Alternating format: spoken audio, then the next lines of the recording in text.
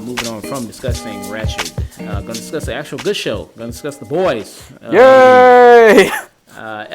Episode 6. You guys want to take it? You want me to take it? This one? Either way. Okay, you want me to go ahead? Yeah. Lead the way. Okay, so all right, so okay, so in this episode, we have the boys who are going, who got intel from Starlight about this facility that apparently are experimenting on people with Compound V, making superpowered individuals. She got this information from the last episode where she sneaked and looked on her laptop and see that she had a bunch of emails from Giancarlo Esposito's character, and so they are now going to research her intel.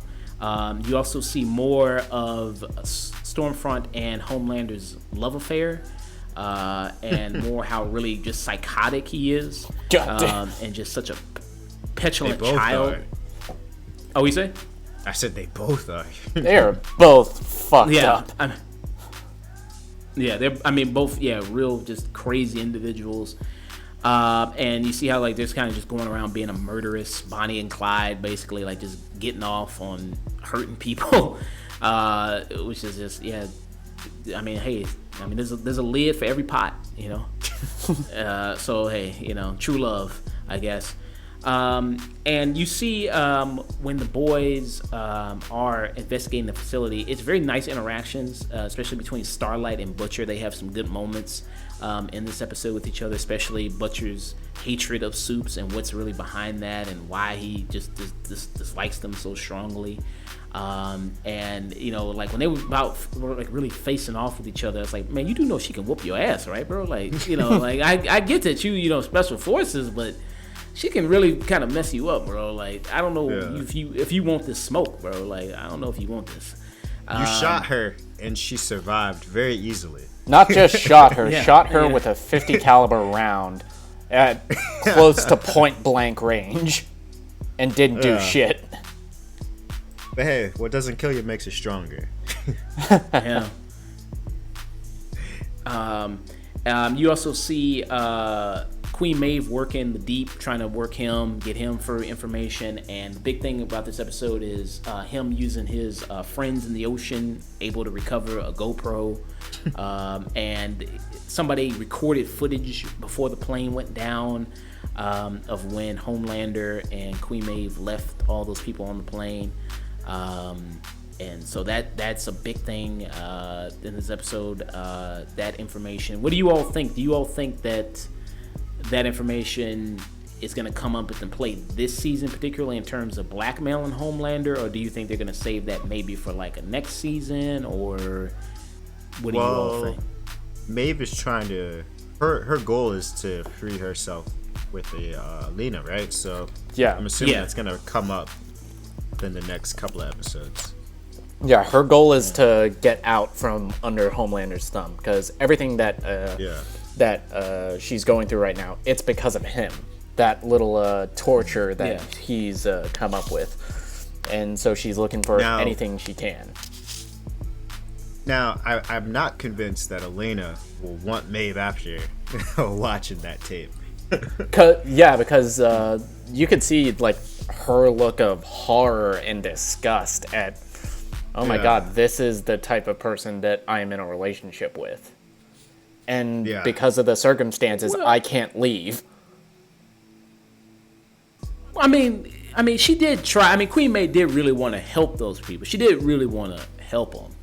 But in the tape, it's not. You don't see that in the tape. And well, you see in the tape, she's like, well, just at least take these people. You know what I mean? At least take them. You know what I mean? You do see that in the tape. But it's still enough for me to be like, if I were emotionally reacting to that, it's enough for me to be like, all right, the person I love just let a whole plane of people die and continue to lie about it, continue to, smile and save face, all for this wicked company. No. No. Yeah. I mean, I see your point. Yeah, I see that. Yeah. I mean, I think it was a little bit more of Homelander letting those people die, and if she didn't go down, I mean, if she didn't, go with him, she would have done. It's one of those things where, like, what do they say? Like when you witness a crime, but you don't really like do anything about it. You're guilty by association.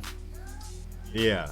Yeah. Okay. Yeah, she is guilty. She's definitely guilty by association because she should have told somebody immediately after that or done something. So she is guilty. Yeah, by association. Yeah, to that degree. So I see your point there. She definitely is. And you see, like the Deep, he's trying to get A-Train into the Church of the Collective. And first thing, hey, you want a fresca? Like that's the second I knew. Oh God. Yeah. They drug them. Things. I guess they must do something. First off, something's fucked up by someone ordering a fresca in 2020. Yeah. Facts. Yeah. Because that's like a 90s drink? Isn't it like from the 90s? Fresca. Yeah, Fresca has pretty much been co-opted by like LaCroix and all those like sparkling waters that barely taste like anything. Yeah.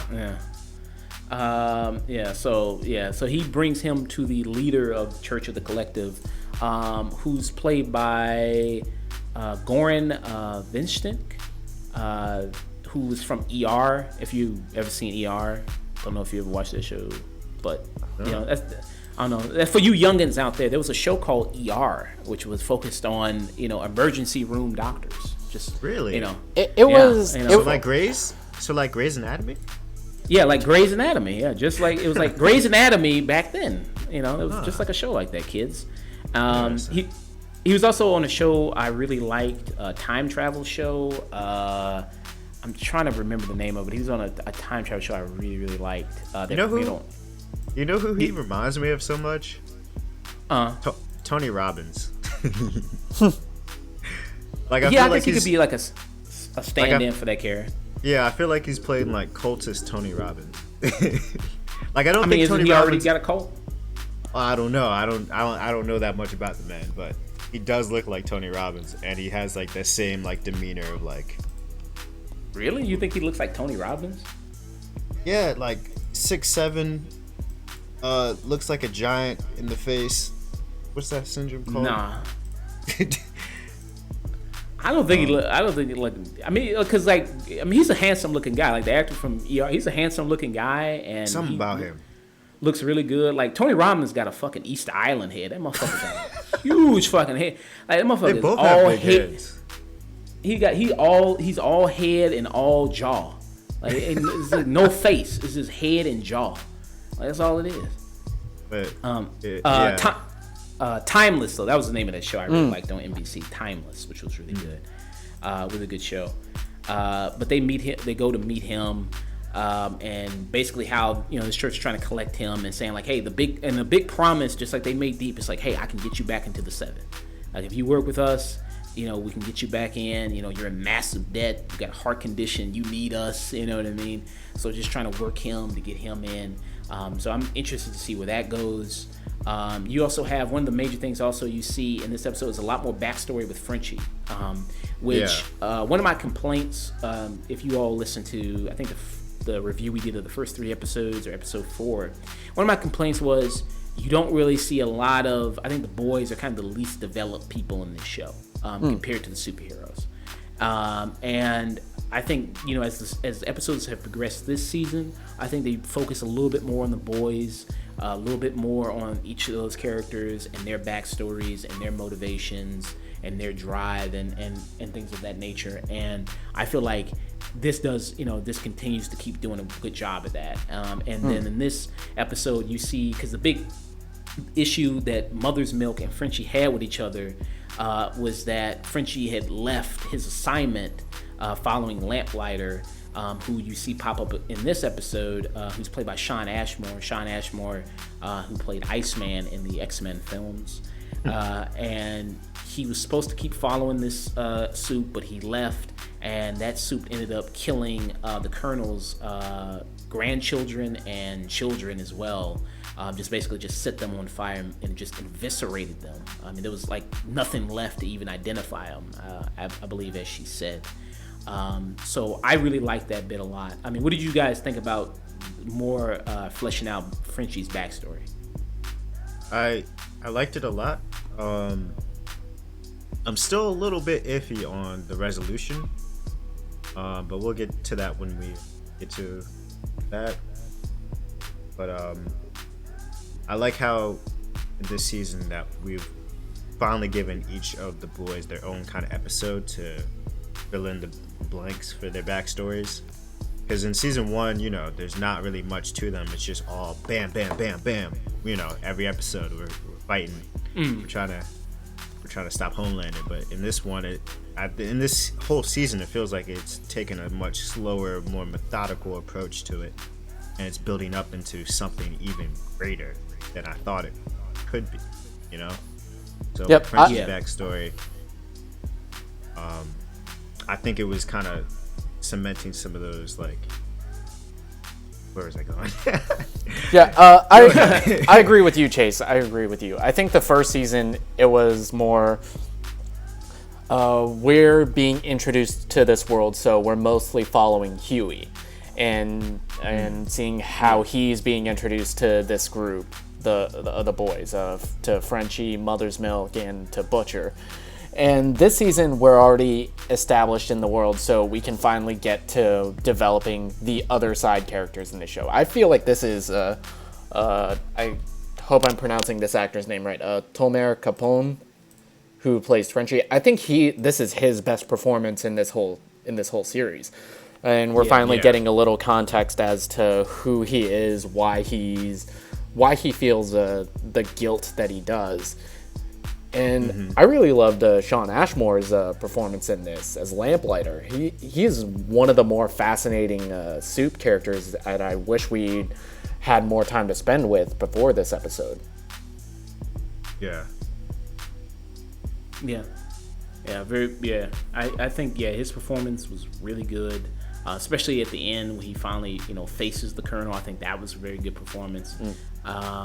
And so he's basically working as a orderly at this facility, taking care of these people who've been injected with the compound V, giving them abilities. And you see, like, as they're infiltrating it, you see all these wider range of people with all these weird different abilities, especially the weirdest one with the really big dick. Oh, Love Sausage. And who's a character from who's a character from the comics called Love Sausage. And oh, really? Just to give you people context, think Mr. Fantastic. But only with his dick. Penis.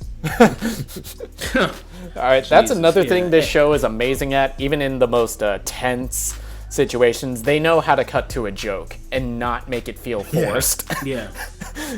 Because they're like they're watching like CC footage, closed circuit footage of that rampage, and you see like something stretch. I thought it was a hand at first, and then it comes back again, and then I noticed. Wait, is that?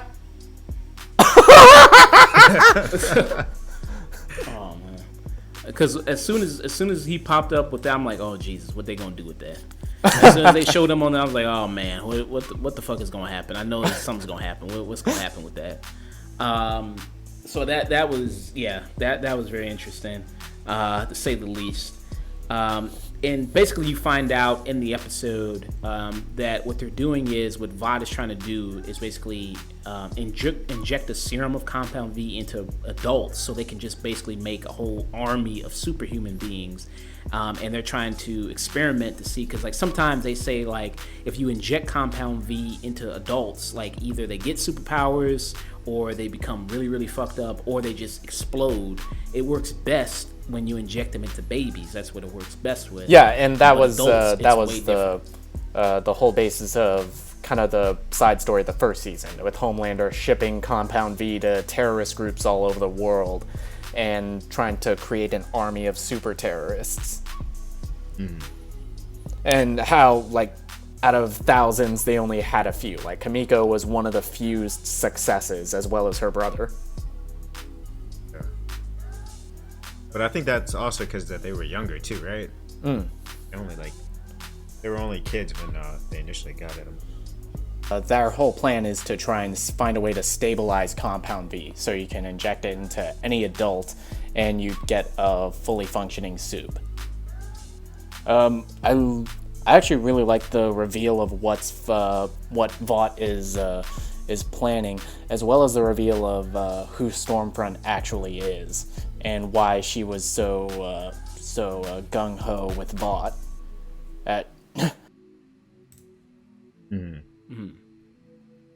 Now, my question is, I do think that what Vought as a company is planning is slightly different than very different than what Stormfront is intending to do.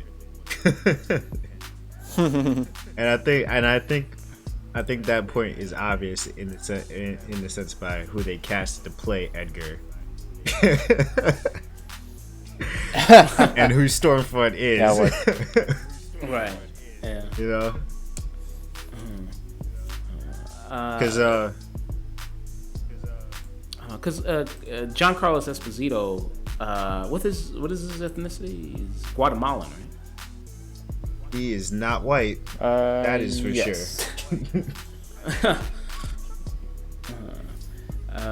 Yeah. So I mean, this is full spoilers, right? Full spoilers. Yeah. Right? Yeah. Okay. I feel like you can't do an episode. I mean, you spoiled a lot already, so yeah. Yeah, pretty much. So they do a big reveal, as Nick was mentioned at the end of the episode, discussing Stormfront, and she tells her whole backstory to Homelander to basically get back in his good graces, because there was a moment in the show where she says, "Okay, hey, I'm going to do a meeting. I'll be back in like maybe 20 minutes," and he literally just sits there watching the clock as it goes by. You know what I mean? Just getting more and more pissed off as time is just going by. And he just basically destroys his own trailer because she wasn't back exactly at 20 minutes like she said she was. Like He's so cleany. Yeah. Very, very clean. Oh my God. Yeah, it's just fucking weird, you know. And so she basically tells him a backstory, says, I was the very, very first suit that's ever been created. Yep, the very first successful injection of Compound V. Yep, very, very successful Compound V. She actually married the creator of Vought himself. Like, she actually married the man himself. Had a kid. A kid. A kid that is now dead from Alzheimer's. Yep. Kid, yeah. And so is it a thing where soups can't have children? Like once they get powers, they can't have children? Is that? I thought that was the case, but I mean, with Homelander, we saw that was debunked. But I do remember very early on, the scientists were saying, or something like that, were saying, any kid with any person with Compound V would shoot blanks, essentially. Because wasn't it Translucent had a kid? Didn't Starlight say Translucent? Oh, he did. He did have a kid. Yeah, they mentioned he had a son. Right, he had a son. And then the guy from The Sixth Sense, he had a kid too. Right? Haley Joel Osment. Oh yeah. Yes, he did. He did as well. So why did they say Homelander could have a kid? Was it because of how much he got injected with? I think because he was just. I think that was the case, and like even they didn't know it was really possible until it actually happened. So I think they're kind of just like spitballing as far as like who can reproduce and who can't with Compound V, because it seems kind of random. Just like whatever powers you get, it seems really random. Yeah, because like with Homelander, wasn't because he was just created in a lab. Like he's got no mother or no father. Right? Yeah, right.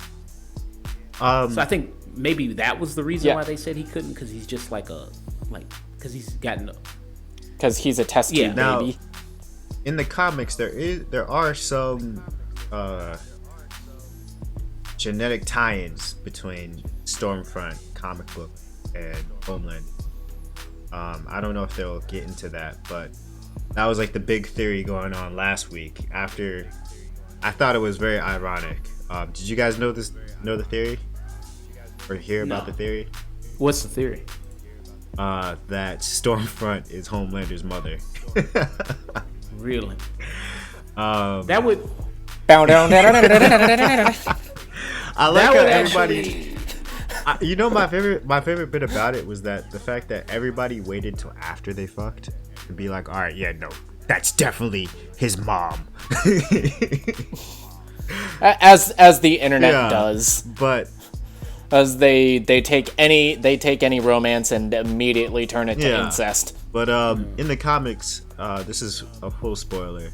Stormfront's genes are somewhat passed into Homelander, not the way you think biologically, but cloning. They used his DNA as a template for Homelander. Yeah. So it's kind of like people trying to replicate like the super soldier serum and take like Captain America's DNA and try to put into basically replicate that formula that made him and basically apply it to other people. Yeah, and I don't know whether or not they're going to reveal that part as the same, but they use Stormfront as a template perfect to make Homeland comics at least. Okay. All right. And that's why Stormfront was like looking at him like, oh wow, your eyes are really fucking blue. And like all these little things like oh, you were the person that we wanted you to be. Like we wanted humanity to look like and represent. Right. Blonde hair, blue eyes, yeah. And super strong, basically Superman. Yeah. I mean, I guess since she's the first ever person that the serum worked on, it would make sense that every other person afterwards would kind of, be based on her, I guess. Yeah, so she, like she tells them all the things. Like she had a daughter, died of Alzheimer's. She married Vought himself. The actual, part of the Nazi party. So she is a literal Nazi. Very proud of it too. Yeah, very proud. No of it. No regrets. She gives a whole speech to Homelander about this is a wage on the war of culture. Like that's very reminiscent, very things. White culture is under attack, it's being invaded. Things of this nature. You know what I mean? Help me, I'm white and I can't get up. You know what I mean? Very much that shit. I've fallen and I can't get up. I'm oppressed and I can't get up. Please help me.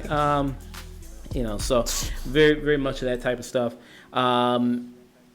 So that's a very interesting theory that you bring up. I'd be very curious to see if they do bring that in the show, because in the comic, Stormfront was a man, right? Yeah. Yeah, so it was a man, and he had a little like Nazi cape for a flag, right? Yeah. So it was way more on the nose, and way more like, not as maybe blatant as it is here, as it is in the comic. Yeah, she is a little subtle with it. Earring. Because earrings are like the lightning bolt that like the lightning bolts that now that if you point it out you kind of see it's SS. Yeah, SS. Oh, and like the belt buckle too. Somebody pointed out the belt buckles like the like very reminiscent of white nationalist type stuff like that, Nazi imagery. Now, my question though is, and I hope that they do. I want them to reveal it this season, but it probably won't be till Edgar is on his way out. But I want to know how that dynamic happened. How Edgar became CEO, knowing what he knows about the past, probably knows about Stormfront's whole thing, everything about her. Right. So I'm wondering what his play is with giving her this much power now, and what his play is for the future, knowing that she is trying to make supreme white race party. I mean, not race party, but maybe he's under the impression that it's just for like American imperialism, like it's just America, not really just white America. It's just America, maybe. Well, I think his goal, because this is pretty much the goal of every CEO, is just to maximize profits. So, I think his play is to just he wants to take over the military industrial complex superheroes so he can maximize profits that way. Because he said it very early on, like, this is a pharmaceutical company first and foremost, not a superhero company. So, but I don't know. It'll be very interesting to see if they do have like a little like flashback of him becoming the CEO. Stormfront is just somewhere around the line, or just like witnessing or watching him become CEO. I'm just very intrigued to see them together, and it's not like the press. Yeah, I'd be interested to see that dynamic as well. Yeah. Any final thoughts on the episode at all, Nick? So far, this is one of my favorite episodes of the season, and it's doing really well at setting up threads for, I guess, the final 2 episodes of the season, and that we finally have a new element of the telekinetic that broke out from the insane asylum, and you have Homelander's relationship with Stormfront really developing. And how did you guys interpret the ending of it? Like, Stormfront confesses that, yeah, she is 100 years old. She was the very first Soup, and her plan to just create an army of Soups to take over, and he just embraces her. How did you guys read that? I don't know. And I think that's the scariest thing about it. Yeah, there's so many ways you could take that, because he's very much an egomaniac. He believes that Soup should be the ones running the world. And you have this woman who he is infatuated with. He is finally around a woman that he doesn't have to be afraid of breaking. Yeah. And she's a motherly figure now. Yeah. She is literally a mother. Yeah. I think it's. Homelander. Fine discovering. if he has a whole legion of people that will follow him, that's his dream, right? That's what. He's always aspired to do, inspired to have. Like just people now, just hanging on every word. Are you guys convinced that Homelander might be racist? I'm not 100% He is convinced. He is racist. I don't see him as racist. I see him as a superhero supremacist. I think he's just ignorant. Like one of those ignorant, like nothing. Like white dudes that don't. In terms of like when he deals with people of color, I feel like he's just ignorant. But I don't know if he's racist. I think he's just superhero supreme. Like, yeah, he's just very egomaniacal. He thinks Soups are the greatest ever. That's more or less how I read him. But even superheroes, there's like levels of who he respects, like superheroes. Because you saw like with the guy who was the blind guy, you saw how he didn't respect him at all. So even like, yeah. Oh, true. Yeah. Any final thoughts, Chase? At all? Final thoughts on the episode? My only somewhat gripe was towards the end. I think Mallory should have shot him. Maybe not killed him, but because I feel like it was kind of unrealistic. I don't know. I don't know the character that well, but I do feel like her not shooting him, or at least not shooting him in the foot or in the hands, was like, all right, I guess. I don't see how they can trust him. That is my thing. I mean, but they do realize they need him. I think that they decided to trust him because when Lamplighter has the opportunity to give them up, he doesn't. That's fair. But and I think that's why they trust him. And he also gave like his own reasoning for why, because he didn't know that it was Mallory's grandchildren that he was burning alive until it was too late. I meant to say, I don't know why Mallory would trust, or even. I think because Frenchie and Mother's Milk, they decided to, and that's why because even in the flashback where you see it's like 8 years prior, and the boys are blackmailing Lamplighter, you see that there's a lot of chemistry between all of them. Yeah. You see Frenchie and Mother's Milk being really buddy-buddy, and you get the feeling that that team has been together for a while, and they all trust and love and respect each other. Yeah. And so she's kind of taken the word of people that she trusts instead of him. Okay. Yeah. I still think she should have shot him in the head, and then just stood over him, and then Frenchie could have been like, all right, yeah. Chill out. It was kind of funny. It would have been like if. Oh, good. Oh, it would have been like. I feel a little cliched because you also got to think gunshots are really loud and they're trying to be under the radar. True. Yeah. I guess that was probably going through her head too. Like, if I were to kill him, how would we cover this up? And they're probably not that far away from the asylum, where at the very least Stormfront may or may not still be there, and Vought security is also there as well. Yeah. Do you guys have any theories for the next episode? There was a short promo, like 20 seconds they did. Do you guys ever watch that like after show they do? Nah.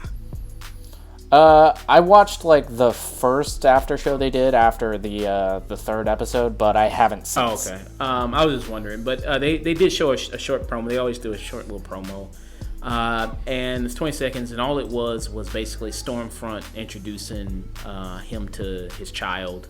Yeah. I mean, yeah. I'm sorry. Yeah, Homeland introducing Stormfront to his kid, to his kid and everything like that. That is such an awkward dynamic. Yeah, you know. So that was basically it. That's all they basically showed for episode 7. You know, as far as promo goes, I like how they just keep it in like little nuggets. You know, little 30 seconds, 20 seconds. You know, it didn't really elaborate much on what the story was going to be for 7. There's 2 more episodes left. So yeah. Do you guys? I was just gonna say, do you guys like the weekly format? Do you think that's a lot better to have a conversation about the show rather than just all dump the episodes? I like it. Yeah, I love the weekly release. I love being able to build up what the show is gonna be in my head, and then have every week my expectations completely subverted. I like that, and I like that it's.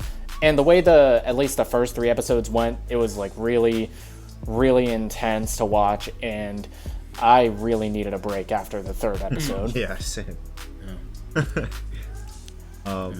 I even feel like after last night episode, I felt like I needed a break.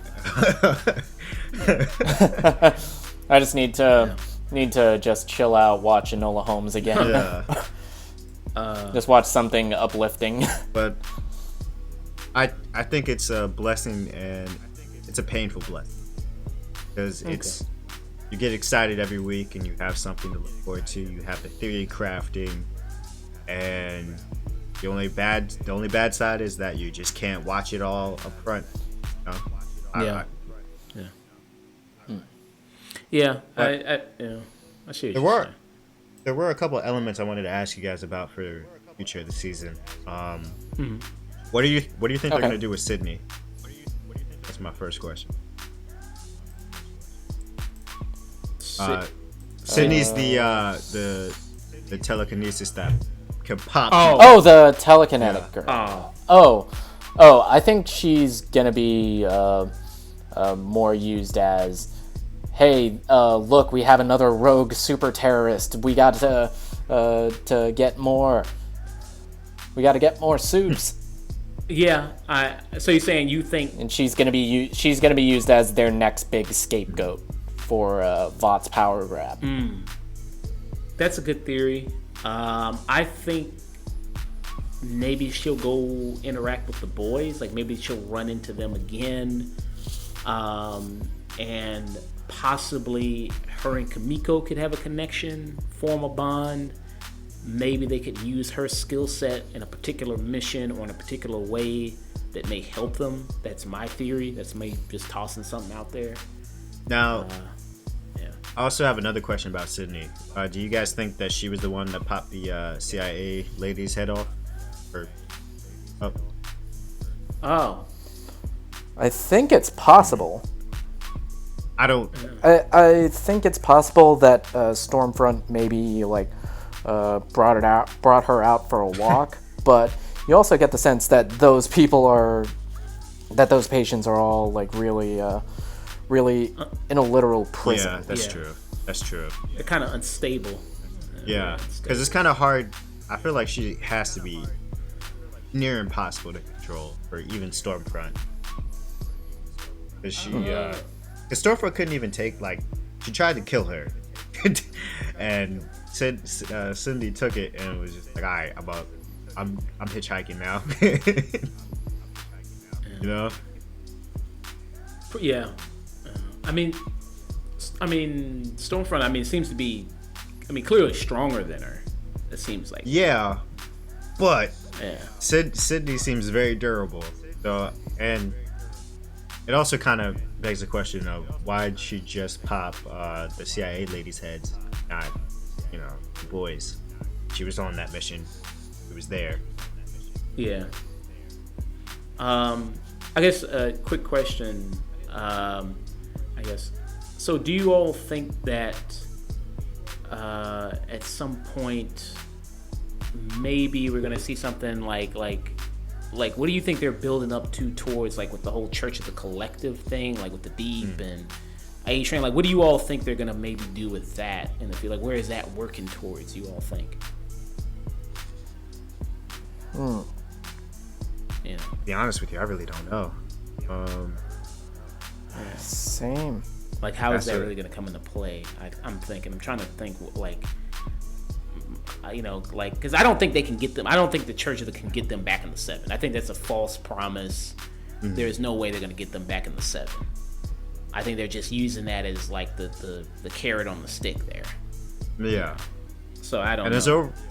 And there's already kind of hints that Maeve and Deep, if shit were to go down and we had Dawn of the 7 Civil War, yeah, it does look like the Deep would probably end up on Maeve's side of the fence. I don't know. The Deep is kind of a pussy. I don't know. He might go to Homelander just because, to kiss ass, because all of them are scared of Homelander. Yeah, they're all scared. Oh yes. Yeah. Who you say? Who you say, Nick? Oh yeah, everybody in the 7 is scared of Homelander except Black Noir. Except him. I know the comic. Hey, Black Noir don't really give a shit. I know the comic book readers are just yeah, just laughing right now. Yeah. I did look up some stuff about the character, doing some out of curiosity. Oh no! Don't do that. And I did. Yeah, I did find out some stuff. Okay. Yeah. Sorry. Yeah. That's okay. Because it's a very hard spoiler to avoid nowadays. Because how I initially got spoiled of it was through Twitter. Twitter did not mince words. Black Noir. Type in Black Noir and it's literally the spoiler every other tweet. Oh wow. Yeah. Yeah. Yeah. So I did that to myself, so yeah, it's alright. Yeah, I did that. I did that very early on, like in the first when it first initially came last year. All right, so moving on from discussing episode 6, going to discuss just some boys news about a possible spinoff in development over at Amazon. So this is via Variety. It says the spinoff is set in America's only college exclusively for young adult superheroes, or Supes, that is run by Vault International. It is described as a irreverent R-rated series that explores the lives of hormonal competitive Supes as they put their physical, sexual, and moral boundaries to the test, competing for the best contracts in the best cities. Part college show, part Hunger Games, with all the heart, satire, and raunch of the boys. So what do you all think about a possible spinoff they're doing with the show? Do you think it is a good idea, bad idea? Where do you think that the show could touch on as far as social commentary? How The Boys touches on many variety of social commentary issues, racism, Me Too, corporate wokeness, of superhero films. Where do you all see like them taking a teenage, young adult type series? VCU, baby. Vault Cinematic Universe. Yes, I like the idea of them taking this world and exploring it more, because we only really see this world of the boys through the boys and the already really well established Supes. So it'd be kind of cool to see someone who's up and coming, someone who's younger in this world. And I feel like you can also touch on a lot of common issues that teens face nowadays, a lot of bullying. You could talk about sexualization of youth. You could talk about pretty much. Well, I think they're in college age though, story. right? Yeah, it's Okay. College. But you're still exclusive. kind of developing as you're True. in college. You can make this very much a Animal House, but with superpowers. See, this is what I was thinking. It's like an evil My Hero Academia. Or like an evil Sky High. It's like R-rated Sky High. R-rated Sky High. I would love that. That would be pretty dope. I love Sky High. That'd be pretty dope if they did that. Yeah, me too. That's one of the Disney movies that is so underrated, and it's so fantastic. The showrunner for this show is going to be Craig Rosenberg. Looking at his IMDb right now, so he just serves as executive producer for the show The Boys. He's also a supervising producer for Preacher. He's also done some executive story editing for Lost. So not really a huge amount of credits here, I see. He's written some screenplays, written some other things I see here. Nothing of note that I recognize. So he's going to be writing the pilot and will serve as showrunner and executive producer. Okay. Yeah.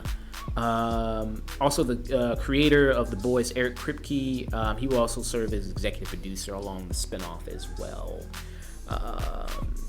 Okay, if this was a show that was being handled by different people besides the gentleman running The Boys, then I'd be a little more worried. Yeah. But I trust these guys. Yeah, me too. I think so. I'm interested to see what they'll do. I trust them to make something good. With this. Do you think they're? With this, Yep. Now something that both Sky High and My Hero Academia have, their sort of Superman, super famous parody guy come and teach a couple of classes. And in My Hero Academia, the Superman equivalent, All Might, he actually teaches full time. Do you think that there's any chance that we'll get Homelander make a cameo in a couple of episodes just to teach? Does that sound crazy? I think that they'll probably just get a low rent version of Homelander because House. Can you really see the character that Homelander is? You really think he's gonna waste his time teaching? Yeah, you got a point there. Because he's such an egomaniac. He's like, all right, fuck off, kid. You got a point there. They'll get Houselander, the guy that they got in the in the movie to stand in for Homelander. Yeah, they'll get somebody like that. Or somebody to shapeshift into Homelander. You'll probably get what? It would have gotten Doppelganger, but he's dead now. Well, I mean, it could be a prequel, you know. It could, Doppelganger could make an appearance. It definitely does have like weird teacher vibes. That's also something the show could touch on maybe too, like sexual, misconduct going on between teachers and students.